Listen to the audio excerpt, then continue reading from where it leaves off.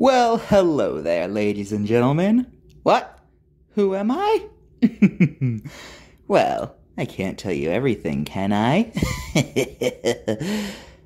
I've been watching this channel for a while now, and I couldn't help but notice one specific thing. Yes, this channel talks about mythology, but they only ever talk about the monsters, as it were. The beasts, then the creatures, things like that. But this channel never talks about the other things that make up mythology. It's not all monsters, you know. Some are just guys or deities, things like that. So I figured I would just step in, and I would fill the role for this. Welcome to a new series, ladies and gentlemen, where I talk about things ineligible for the Monsters of the Mind show. Now, I do have some rules if you want to make requests for what is in this series. Number one, they must be monster adjacent in some way. So they must be from some sort of mythology, folklore, or if they're from a modern medium, then it must be either horror or sci-fi. And secondly, the 20-year rule still applies, so don't you dare go requesting things that aren't more than 20 years old. I swear if any of you request things that are from some video that's going to be forgotten about after a year, I will punch you. But enough dilly-dally. Let's start this off with something big. These are the Titans.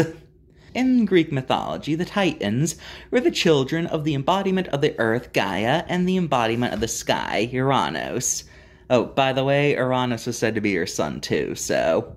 Well, then again, why am I surprised? Greek mythology is full of these kinds of relationships. I mean, Zeus married his sister, after all, and Hades is dating his niece. Really, it's easier to name the gods who aren't involved of a relative.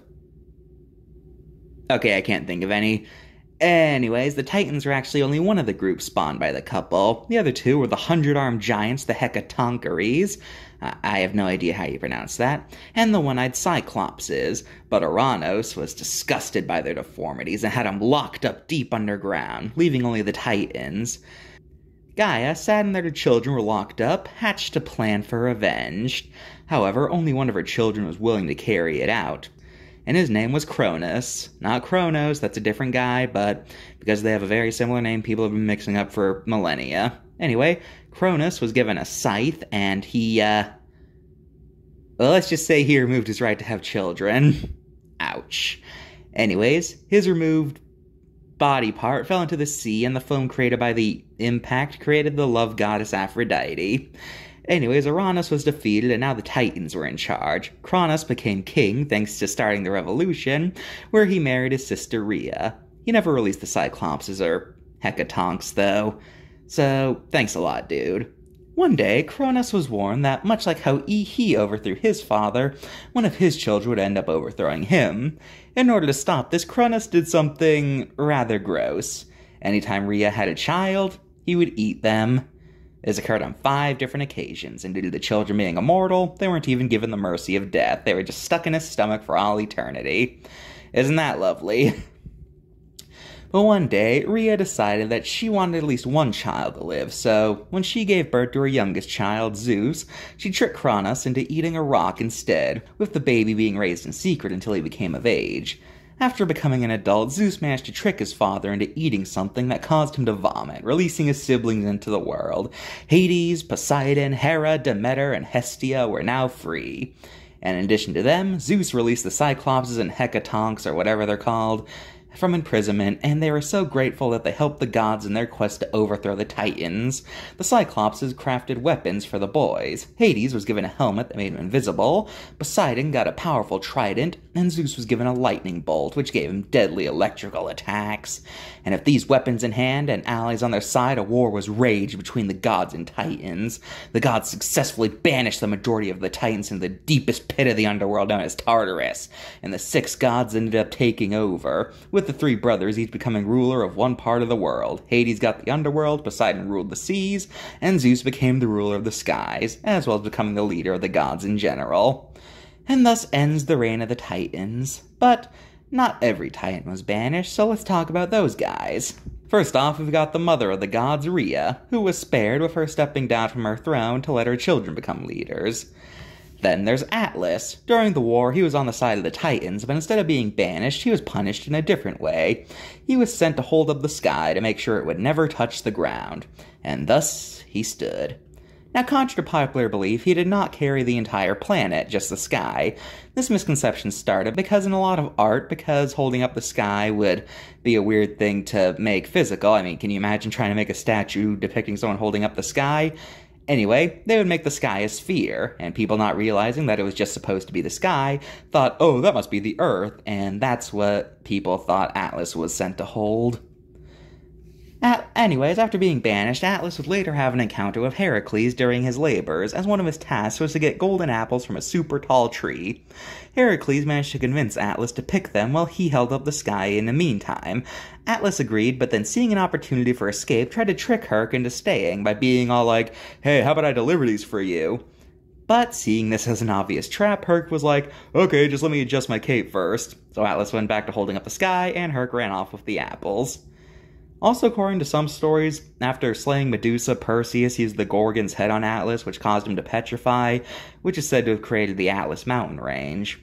But since Perseus was said to be Heracles' ancestor, I don't know how either of these stories could be true simultaneously. Let's not think about that for too long and move on. Next up, the Titans as celestial objects. Helios was the personification of the sun, and was portrayed as having a spiky crown that represented its rays. His job was to ride a chariot that represented the sun, riding from east to west. One day, his son, Phaethon, I have no idea how to pronounce that, wanted to drive the chariot, and his father reluctantly agreed. But he was not good at his job. Flying too low would burn the world, but flying too high would freeze it. Because he was tired of this nonsense, Zeus just struck him down and killed him. The end. Then there's Eos, the Titan of the Dawn. Her job was essentially to open the gates that allowed the sun to pass into the earth. She was described as having arms that looked like roses, which was probably meant to explain why the dawn's red. You were seeing her hands opening the gate for the sun. Her most famous story is an incident where she fell in love with a guy, and in order to make sure that they'd be together forever, she had Zeus make him immortal. But unfortunately, he was immortal, but he didn't have eternal youth, so he kept aging and aging, becoming older and more shriveled up. Eventually, it was decided to have mercy on him, and so he was turned into a cicada.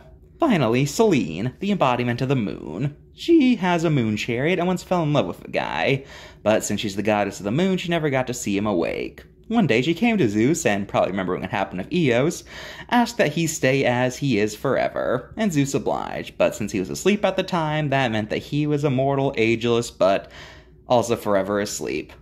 Oof. Now I know what some of you are thinking, hey, I thought Apollo and Artemis were the sun and moon deities. Well, let me explain. Nobody knows exactly why these two became known as the deities of the sun and moon, but it's been going on for a really long time, so it's easy to see why this misconception is here. But nope, in Greek myths, it was Helios and Selene, baby. Apollo and Artemis were deities of many things, but the sun and moon were not one of them. Finally, we have one of the most important titans to humanity, Prometheus. He had the ability to see into the future, so as such, when the Titan War broke out, he could see the Titans were going to lose, so he joined the gods. It's also said that Prometheus was the creator of humanity, which he sculpted out of clay. But he noticed that humans seemed to be giving a lot of their meat to the gods. So, one day he came to Zeus with a choice that would decide what humans had to sacrifice. In one hand, he had a gross-looking stomach that was actually full of prime meat, and on the other hand, he had a bone wrapped in fat that looked deceptively tasty. Zeus picked the bone, meaning so that humans got to keep the best meats. Zeus was angry about this, so he took fire away from humanity. Though whether this was literal as in he stole the concept of fire from humanity, or he just stole the knowledge of making fire, is left vague. Anyway, Prometheus didn't like that, so he grabbed a fennel stalk and stole the fire back to give it to humanity. Upon finding this out, Zeus was furious, and he had Prometheus chained to a rock, where an eagle would take his liver every day. Being immortal, it would just grow back, so this would go on forever.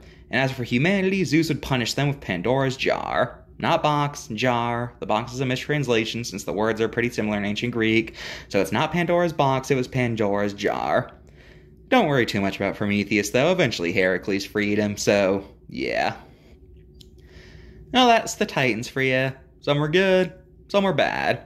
But what have we learned today? Well, I think we've learned, don't punish your children for being ugly, don't eat your children or they'll send you to hell, and I guess don't play tricks on deities, you'll become chained to a rock. The end. Hope you enjoyed, everybody. See you soon with another tale of creatures that are monster adjacent, I guess. See ya! Meanwhile, I gotta hurry. Come on, man, they're coming. Just gotta attach this wire and... It worked! You sure you don't want to come with me, fish head? Nah, I'm kind of used to this. Hurry, man, they're about to come in. All right, see you on the flip side. Hoop! Ah! Oh, I'm out! I'm finally out! All right, now let's see. Where am I now?